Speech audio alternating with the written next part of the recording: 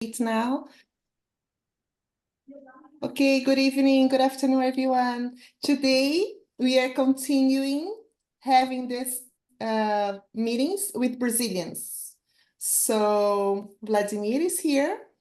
He's from Brazil, and most of my friends from all over the world are here to ask you questions. Little introduction, Wladimir and we met, I think 20 years ago or something like that, when we were working on the cruise ships. We did not know each other before that, even if we were Brazilians. We didn't live in the same city, so I think it'd be difficult for us to meet each other. We used to have lots of good time, partying a lot and working together. So after I left the ship, we still met in São Paulo, where I was born. And he had some family back there, I think. I don't know if I'm mistaken. So I'm going to stop talking now. I'm going to let him introduce himself and get ready for your questions. Welcome, Wladimir. Thank you. Thank you for having you all here, and thanks for the invitation for this project, Simone. I'm really enjoying, really loving it. So yes, I've met Simone when we were working in Royal Caribbean cruise ships. It was the Splendor of the Seas. The year was 2003. Yeah, basically it was 2003, and I did two contracts on a cruise ship. So I did two or three. I did in Splendor of the Seas, and then I asked to go to another cruise, another new ship that it was being built at that time.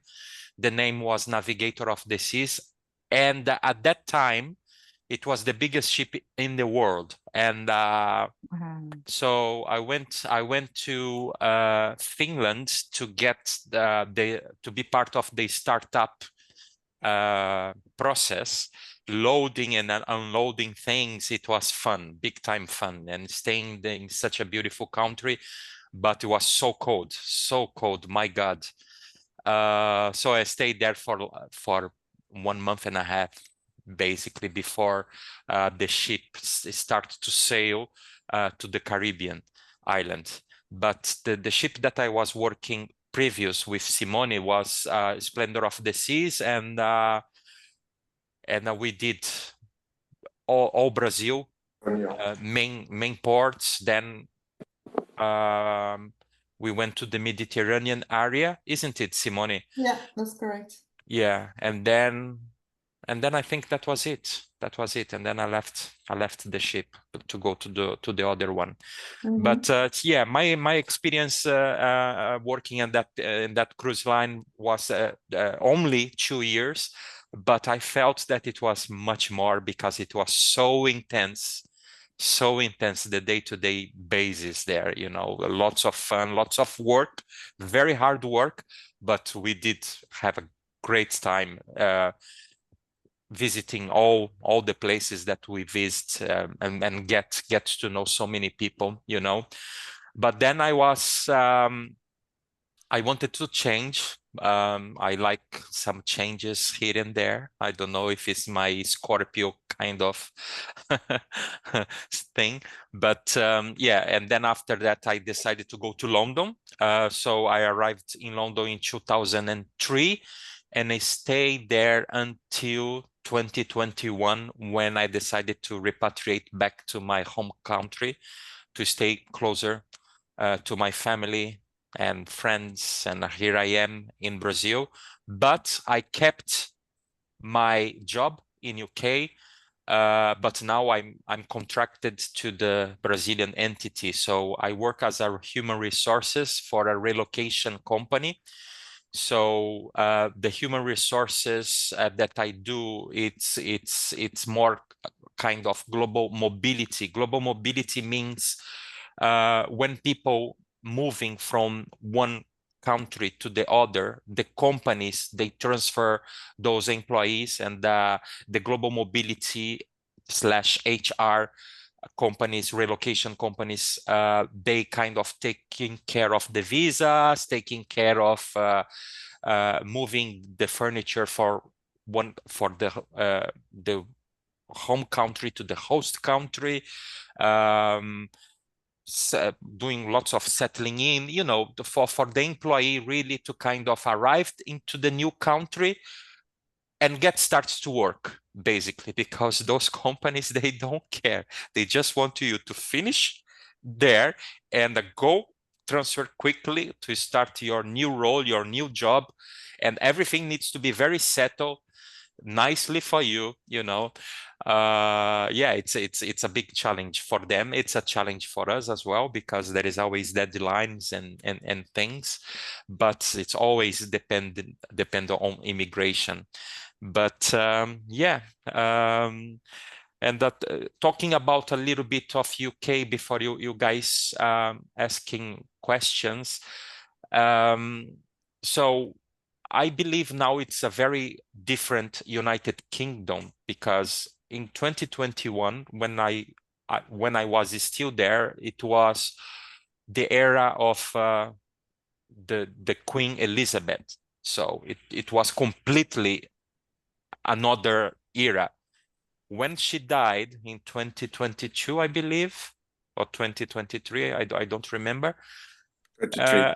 Yeah, uh, everything starts to change, and we knew we knew about those heavy changes that would happen, the monarchy and etc. But you know, I'm glad to be back here in Brazil. Of course, there is so many things, so many problems that the Brazilians that living in Brazil, of course, it knows very well, because it's in the news, and it's part of our day-to-day life, about the economy and everything. But hey, those things, it happens everywhere. It doesn't matter where you are. It happens everywhere. Some things are, of course, for example, corruption. You know, you have it everywhere. That there are some countries that they are considered like red flag countries for the corruption. I'm just giving an example, but they are everywhere, even in the first world developed countries. You know, I think this is more of the human being trying to get around the things, you know. But yeah, so this is a little bit of about myself. I graduated, I did business management, so now I'm HR. But on my spare time, I like to do different things, very different things. I like to work as a gardener on my spare time. I really love plants. Uh, Also, I'm kind of studying to do some translations, and I'm really getting involved with the nutrition part, which, you know, that's something that is kind of growing on me, the nutrition. And who knows? I like always to keep the options open, and to explore new things, you know. Even though I'm in the HR business for about 17 years now, you know, I feel that I want to grow, to do different things before I quit one thing. Of course, I need to have the other thing growing, because we cannot really like close one door and then, hey, what is the income, where is the income is gonna coming from, you know. But yeah, this is a little bit of about myself, so feel free to ask me any questions. Okay, perfect. So you guys know you just have to raise your hands and we're going to start with questions.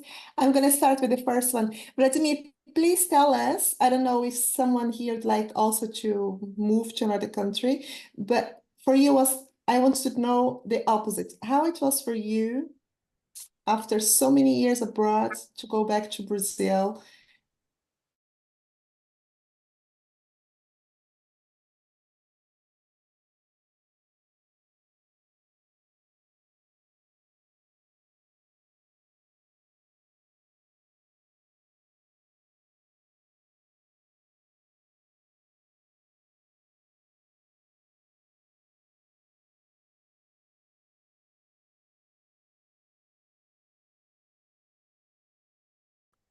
to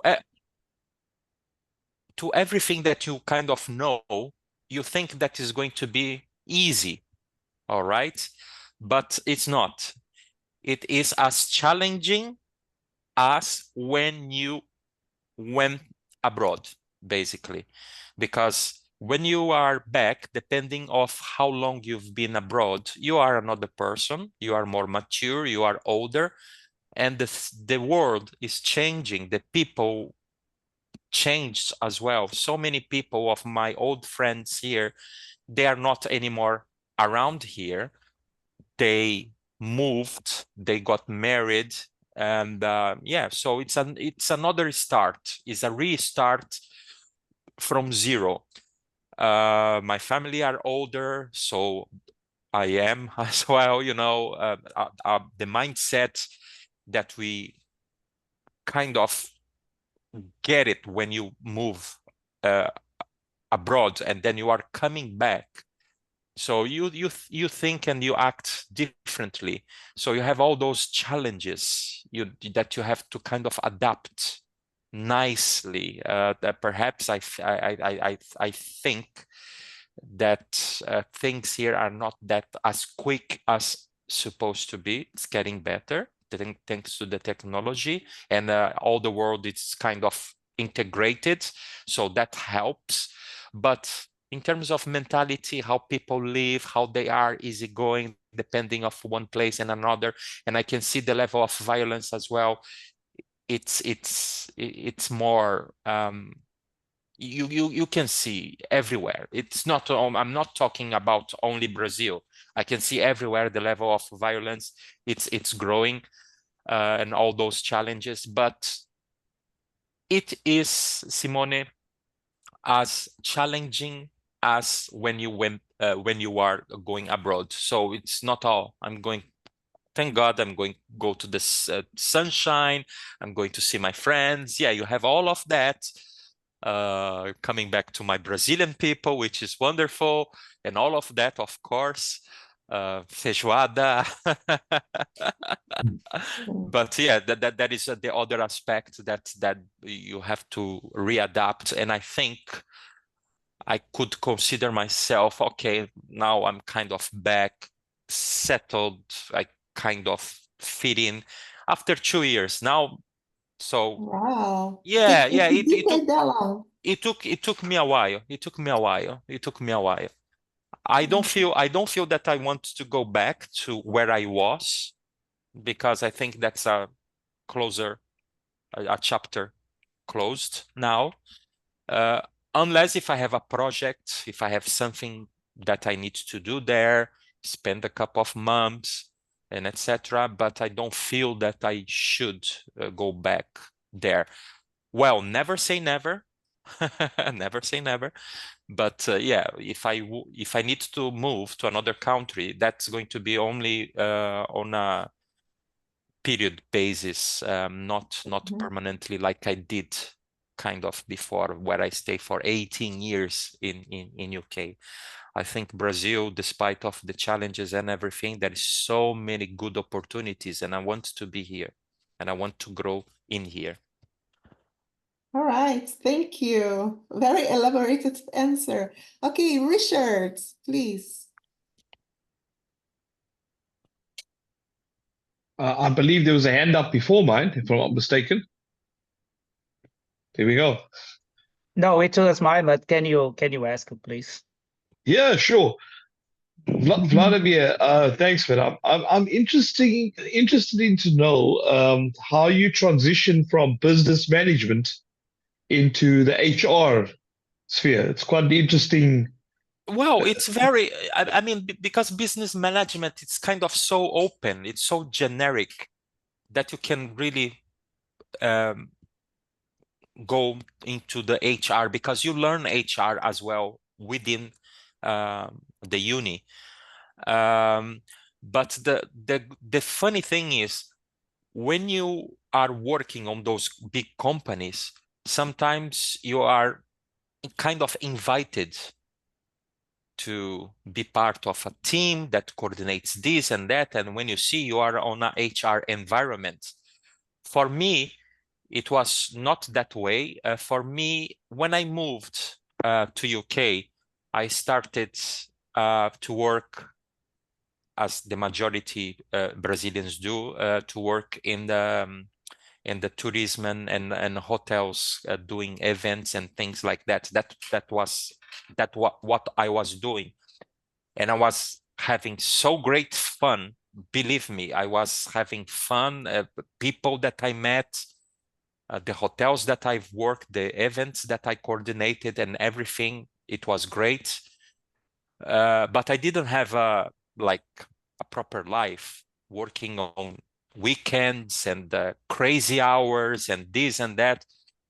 And I was like, oh no, I need to kind of go back to a more structured life.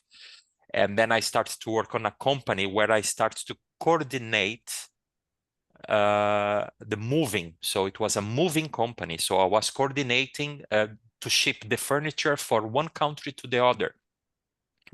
And I did that for several years. And that movement, it's part of one of the services that it's within the global mobility. So as the time passed by, I wanted to grow within the field, and I want to coordinate as well other services. So I left the company that I was, and I start to be a more consultant, global mobility consultant on the other company, where I start to coordinate not only the moving side, but the other services. It's not that I do myself the services, but I coordinate. So I contracted the companies that does. I follow the global mobility policies of what the companies they cover and they do not cover. So basically, I'm kind of a maestro, making sure everybody is playing their own part of the game, because it's a big puzzle with the visas, with everything that needs to be done. But yes, good question, Richard. Yeah, in business management, it's kind of, you have that open,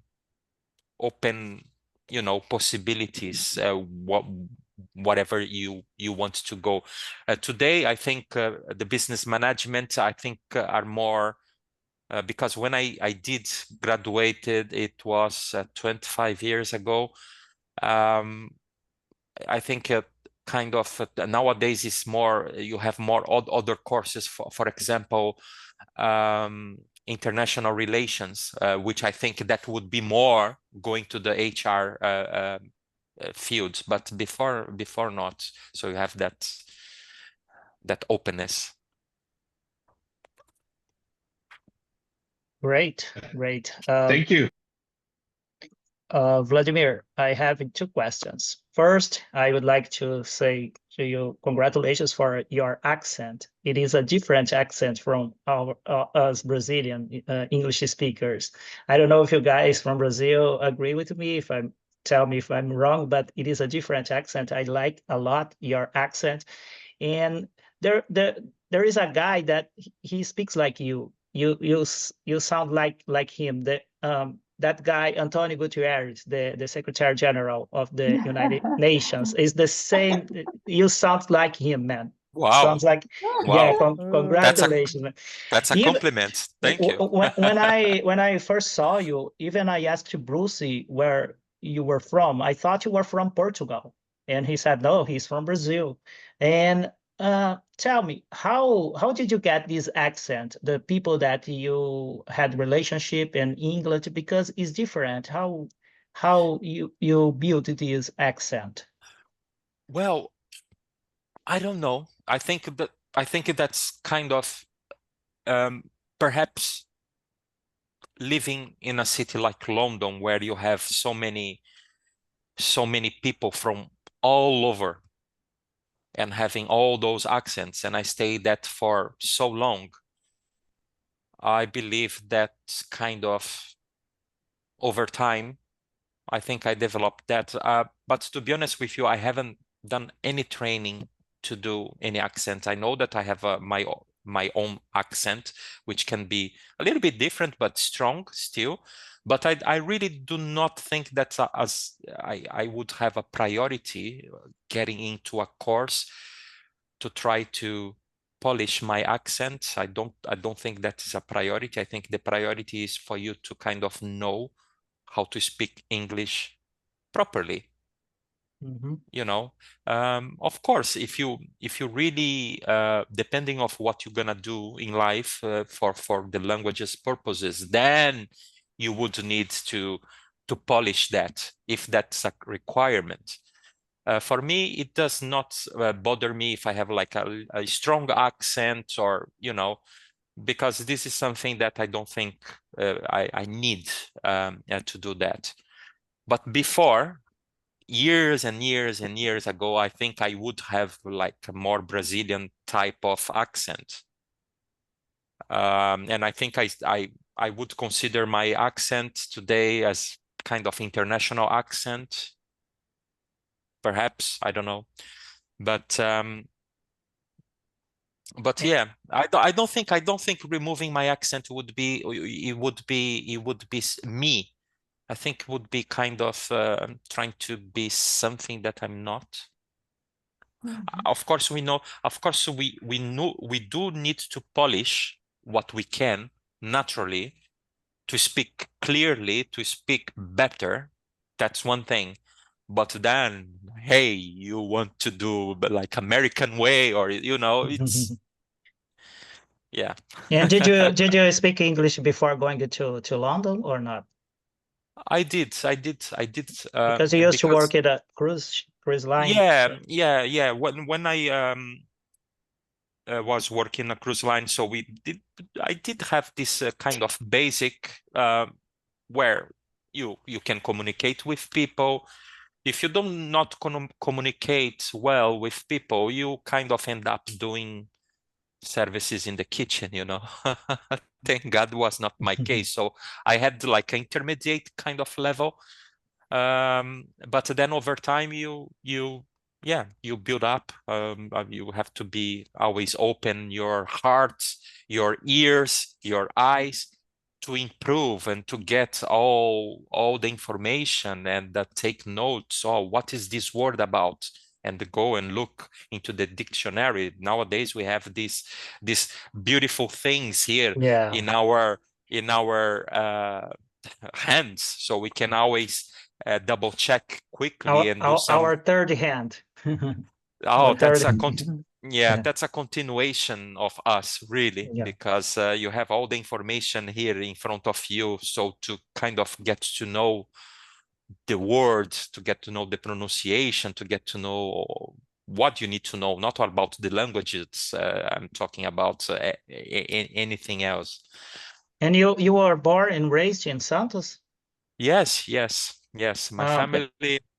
My grandfather, he was from Portugal, and because of him I got the European passport, so I could work and live in UK.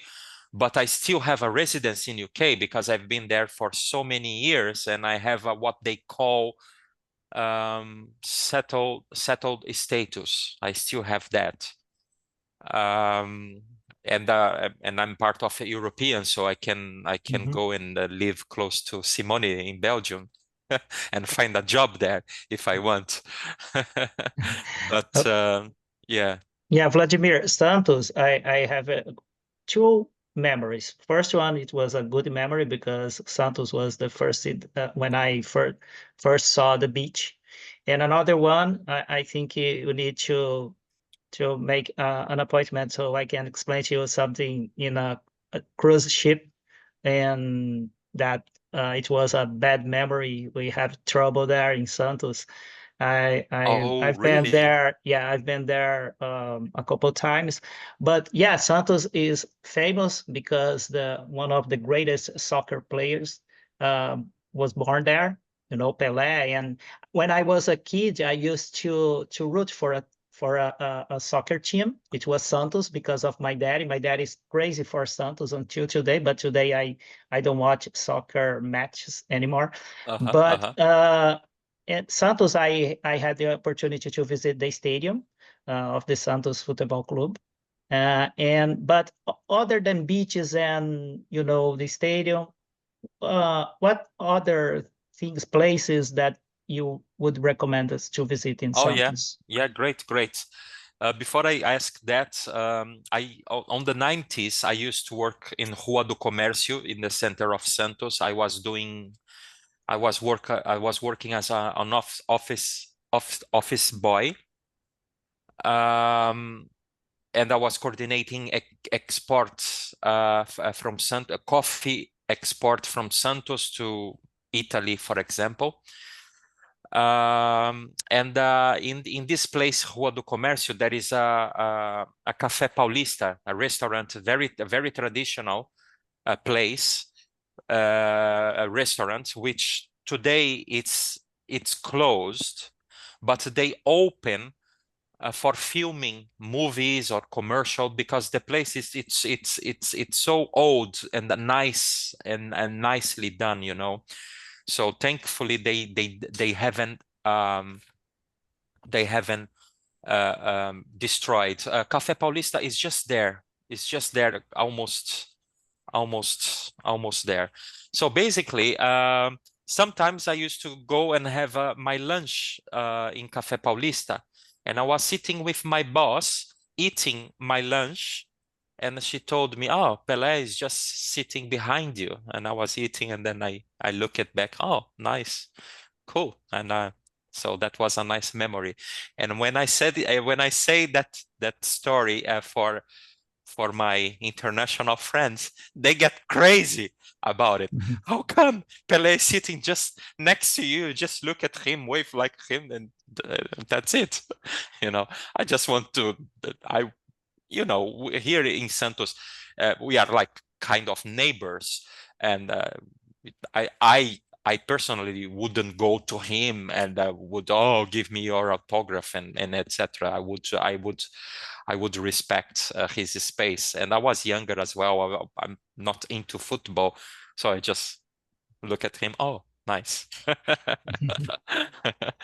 But your question today you can visit so many nice things here in Santos. So I think the most popular one is the Bolsa Oficial do Café, which is in other name that used to describe this place is the Museum of Café, basically. So Santos is very important, and it is very important because of the port, and especially on the 60s, that was a huge commodity from Brazil, especially in the Triângulo Mineiro, in that region of our country, where lots of coffee would come to Santos and from Santos put into the ship, because Santos is the biggest port in South America. It's one of very important hubs around the world. So there is so many ports around the world, but big hubs in terms of ports where you can really receive so many shipments, cruise lines and the shipments. And there is even parking lots, which is not in the port itself, it's at sea. So they wait there until they can really come to the port and do their thing of loading and unloading. So it's a very, very, very important port, not only for Brazil, but for South America in the world. And also China, it's one huge hub port. It's one of those ports very important for the maritime business. So that's interesting. So Museum of Café, it's a nice place to go. Then the other one is the Museu do Pelé Museum. It's very well known as well. It's a very interesting place to go. They refurbish this beautiful place, as you can see, and it's very nice inside as well. So when Pelé was there, so he was very emotional about it. So they did very nicely, and Santos really need a place like that. And of course, you can explore the beach gardens. So it's in the Guinness Book. The Santos gardens around the beach. It's in the Guinness Book because it's the biggest planned architecture beach garden in the world. So that's in the Guinness Book. And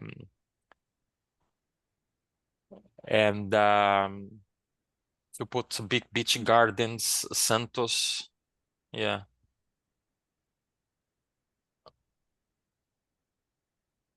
Hopefully. But it doesn't give you, yeah. Okay. Yeah, pretty much. Because you have all those planned, yes, architecture. Oh, yesterday was like that. The weather was beautiful. Wow. Yeah, yeah.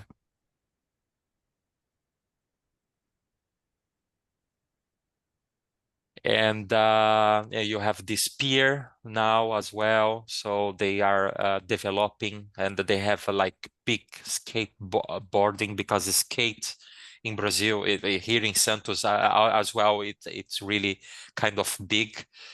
People really love to do skating. So this monument that you just passed by is from Tomio Tak. This one, yeah. People kind of because art it's very subjective, right? And some people, they don't like that art. At first I kind of didn't like as well, but when I pass by there, because I like so much, I live just 15 minutes by the beach, and I really kind of like to go and walk in the gardens, or barefoot into the sand, which is good for your health, by the way. And I look at that sculpture, and I try to find the reasoning that Tomio Tak was trying to capture on that. And because of the shape, that so many kind of S's in there.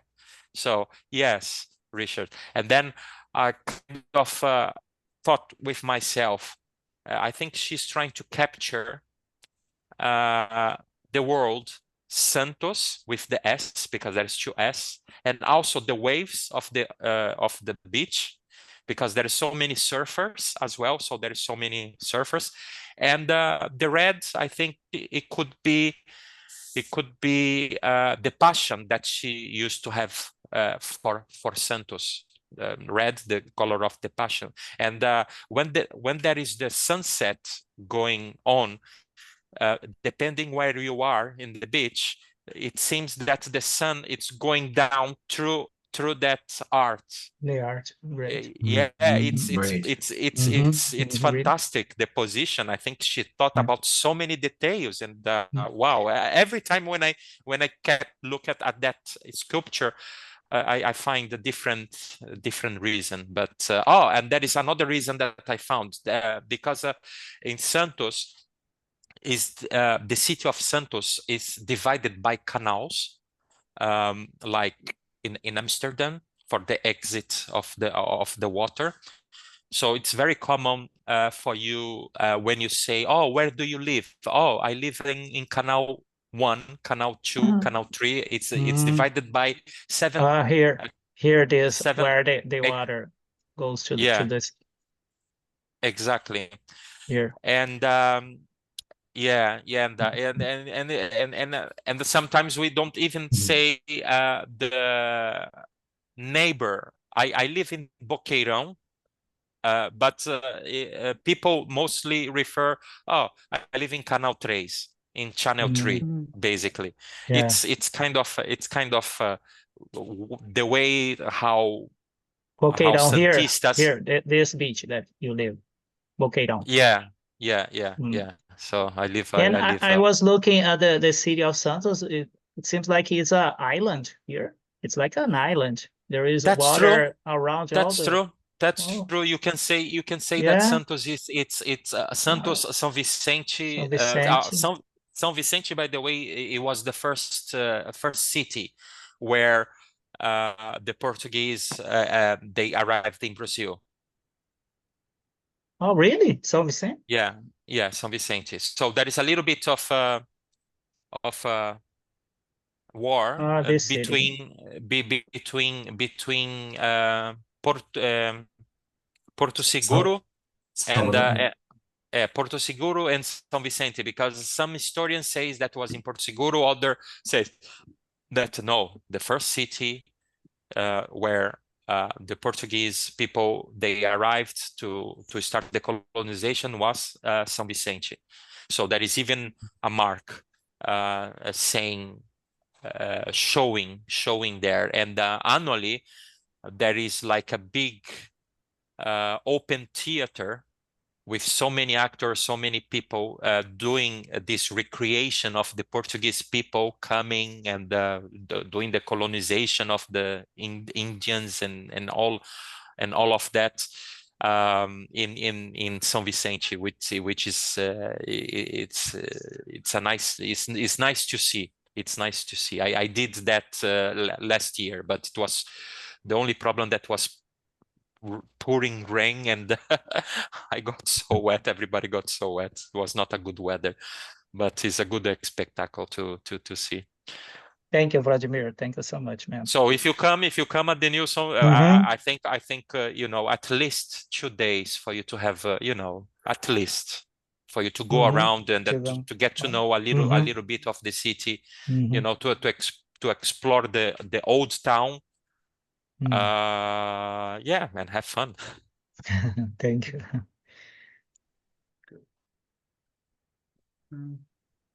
I think that Carlos had a question, but he's outside. Anyone else would like to ask Wladimir a question? Well, I'd like, Vladimir, are the beaches in Santos usable? Can people swim and use the sea? How is it?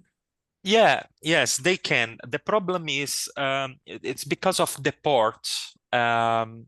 It's not like as clean as Guarujá, for example. Oh, okay.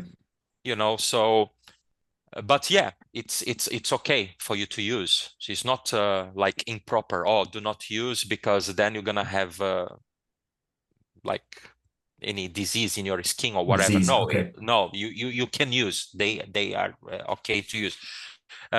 Just the color of the water is not the color of the water per se, but it's because of the sand as well, and the movement of the port. It gives that impression that's a little bit darker, but the water is the same everywhere. It's just the reflex of the sand, and also with the movement of the port, and makes a little bit darker, and that you have that impression that is a little bit dirty, but it's not. It's not. Sometimes early in the morning you can see a very clear, because I think everything is kind of settled, and you can see the fish swimming and etc. But during the day, I think with the movement of the ships and the nature, I don't know, and then it seems that it gets a little bit darker.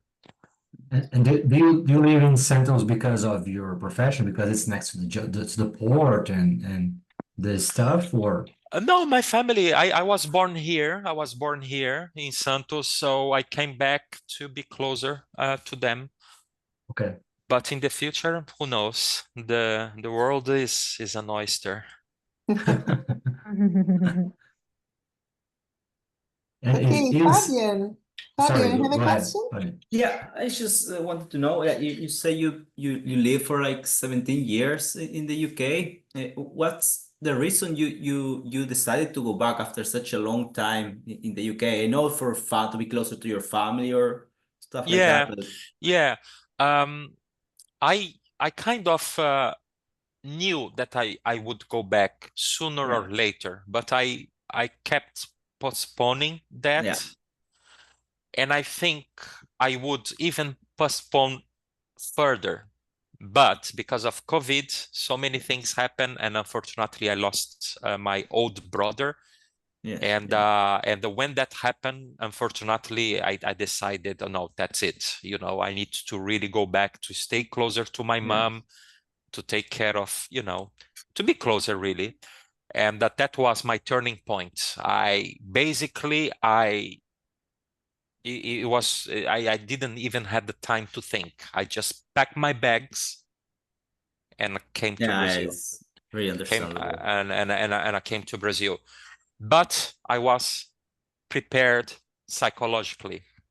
Yeah, that's good. If something would happen, I would do that movement. So I was not kind of, well, I was caught by the events of life, but I was kind of prepared. If that happened, I would know what to do, and I did, and luckily I kept my job. So yeah, because otherwise it would be difficult to kind of be back and look for another job, and so understand. And another question: when you were leaving the UK, this was the time when they left the European Union. And who was that for you? Like, what did you feel it, or? Yes, everybody felt. Everybody felt. That's not a good decision, I believe. I mean, this is such a big mistake. Yeah. What a mistake. Seriously. I mean, the thing is, the British people, they felt that they have been, that there is a huge invasion of immigrants taking their jobs, taking this and that. I think that's a very common feeling when you are living in a country or in a city or in a popular city where there's so many immigrants coming, you know, and you have that kind of feeling. And to be honest, the British really, the majority of them, not all, they feel that way. Okay. But on a global scale, they did such, you know, they are paying the price now. They are paying the price now. And that with this new prime minister, they are not trying to kind of go back to the European community, but they are kind of trying to make some deals to kind of repair the big mistake. I mean, what is England? What is Britain? What is United Kingdom? I mean, you have so many opportunities, and there is such an important hub for big companies and for so many jobs. The British people, it wouldn't fill all those gaps.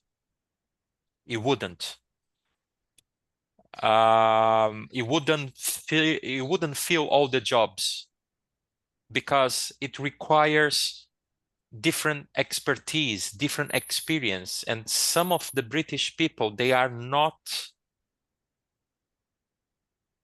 They won't do some jobs that the immigrants do. Basically, they would not put their hands on a coffee shop, for example. You know, so I think there is space for everybody if they do some laws, better laws in immigration and control nicely and everything. I think everything would be happier, and all those blocks, the economy, free movements of the market, it will benefit everybody. Again, when those deals is going to be done, because all the prices went up, everything, cheese, the nice cheese from Belgium, going to the Sainsbury's or Tesco supermarket, it would cost a fortune, you know, and people would feel in their pockets, and the salaries was not going up. Then the pandemic came, the rental, it's ridiculous. The rental, it's absolutely ridiculous. And the properties as well, it was like terrible.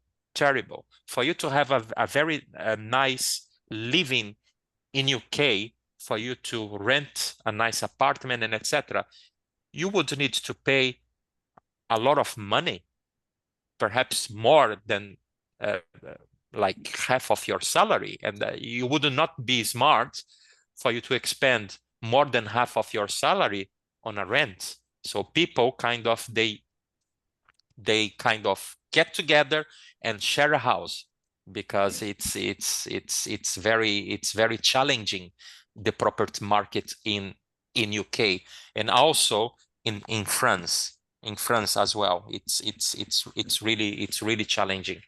Yeah. But whereabouts in the UK where you live in? So in London, Liverpool, or where really? Yeah, I was living in London and surrounding areas. So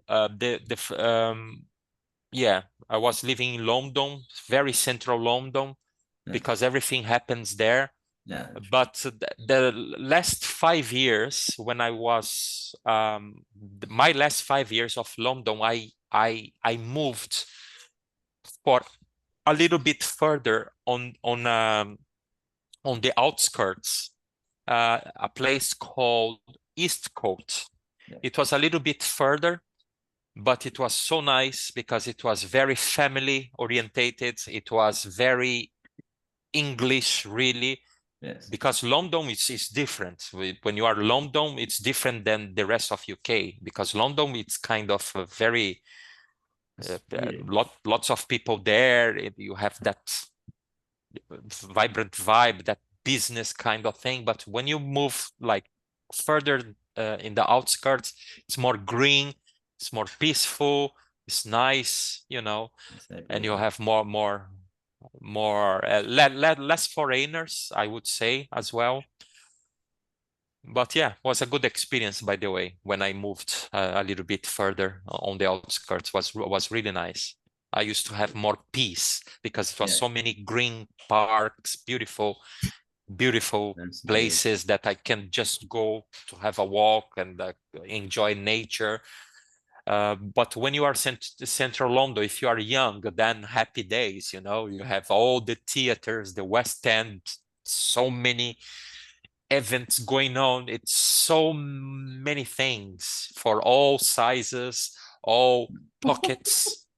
For everybody. It's incredible how London, it's really kind of entertainment place. And everything there, it's such a good quality. It's like top quality. If it's not top quality, it's not gonna happen in London, you know. So the English people, UK, it's very high standard. Everything there, it needs to work. It needs to be perfect in every sense, in everything, in music, in art, in whatever you do. And if you are there, you are having that great opportunity to improve whatever you do, basically. Because if you don't learn nicely, you're not gonna grow there. You really and then when you go with the flow, it makes easier. It's a challenging city, it's expensive, but hey, when you get more money, you are able to pay, you know. But nowadays, my friends, they are telling me, oh, good that you're not here because things are getting so expensive and this and that. But you know, those are waves that every country, every city, it happens from time to time. Yes, it's true. If you have the opportunity, of course, I would say go to London. It's one of the places that I think everybody should experience, at least for traveling, you know. Yes, yeah, sure. And you had a lot of fish and chips there. Sorry? No, let's try to get, I think Carlos is driving, so he might not be able to ask a question. So let's see. Marcio, would you dare to ask a question? Laurence, Linda, would you try? Because we don't have that much time left. So I was wondering if any of you would like to ask a question. Otherwise, Fabian can continue. He might have lots of questions still. Okay, Yes, I can ask a question. Mm-hmm. Since you live in the UK, you maybe had also holidays in the UK. Which region you liked? Okay, I well, mean, outside work, outside your city, outside London. yeah, you know, I traveled. I thought that I didn't travel as much as I could, but I did. And I used to go to France. I used to go to Paris, for example. I went to Belgium. I've The been Netherlands? Netherlands several times, even though in Netherlands I stayed there for 3 months because I was coordinating a project there. Yeah, and I've been seeing so many places around Europe because when you are in UK, it's so easy and so nice and it's kind of not that expensive, you know. And yeah, so I had that opportunity. But my question was more which region in the UK itself you have traveled to for your holidays? Yeah, okay. Mini I holidays.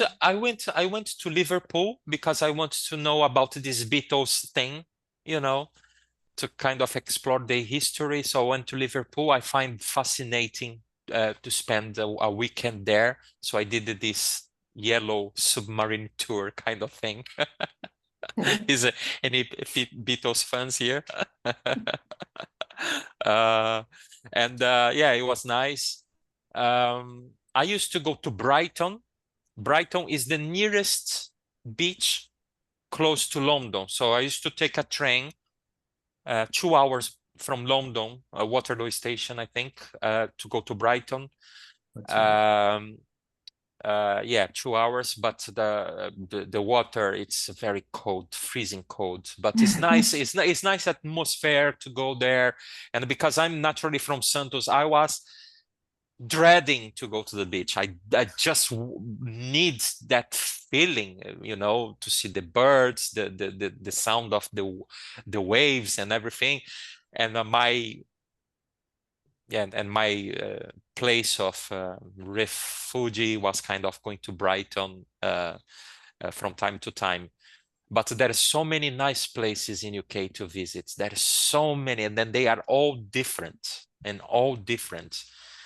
Let me see another one that could stand out for me.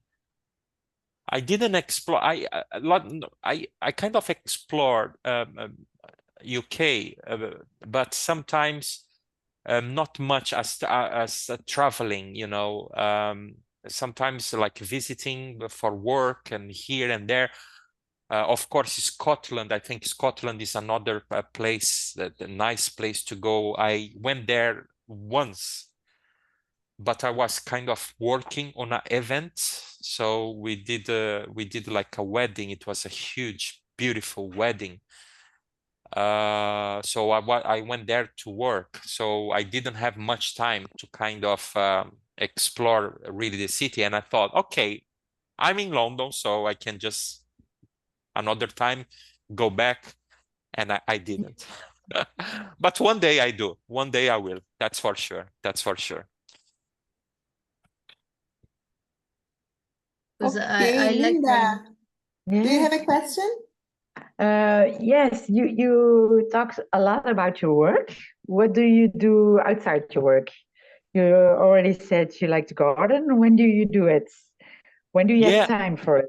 Exactly. That's a very good question, Linda, because When do you have time? I wish I have more time to do the things. For you to have an idea, I'm on holidays. Okay. I'm not working like this past week, this week. So and the 2 weeks before, so I got 3 because I used to have lots of holidays, so I need to take. So okay, let me have those 3 weeks just for myself. Okay. And the time, I cannot believe that's just this week, and next week I'm back to work already, you know. What are you doing? Cleaning the house? No, I was doing so many things. I was doing Okay. a course that is Okay. about nutrition, but I was planning so many things. And in my garden here, I was planning, okay, I'm gonna do this and that. I'm gonna replace some old land, and you know, and I didn't have the time. I didn't have the time Okay. to do. Okay. Time is crazy, just go fast. Okay. But normally, Linda, I do some gardening job as well. So people in my neighbors, they see that I love plants, that I do my vases, my kokedamas, my things here, and they kind of, oh, do you want to take care of my garden, doing some maintenance? And next to where I live, it's a school of music. And this is school of music kind of, so I go there and I do some maintenance for them, do some, tidy up, and I do some crazy stuff there with the plants as well. Okay. So yeah. Okay. That's it's a pity you live so far away. I have a great garden, and if you were here, Vladimir, you're looking for a job, you know where you have to be. Exactly. You can come to Belgium with the huge gardens. Okay. It was very nice to meet you. Oh, nice to meet you all. It was a very good random, different type of questions, and very, very smart ones. Very nice. Oh, wow. I'm glad to hear. So, guys, we just ran out of time. Vladimir, you say you don't have time, and you made the time for us. So, very thankful for you to be here for us, to take your time and answer our questions.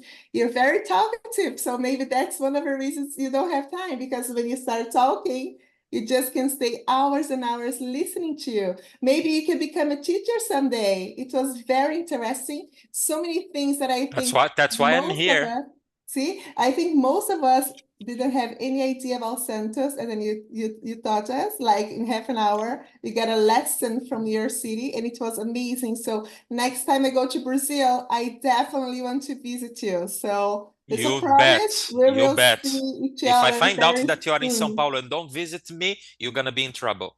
No, I promise I will be going to Santos next time I go down there. Okay. Great. Guys, Great. thank you a lot for being here, and I see Okay. you on Saturday.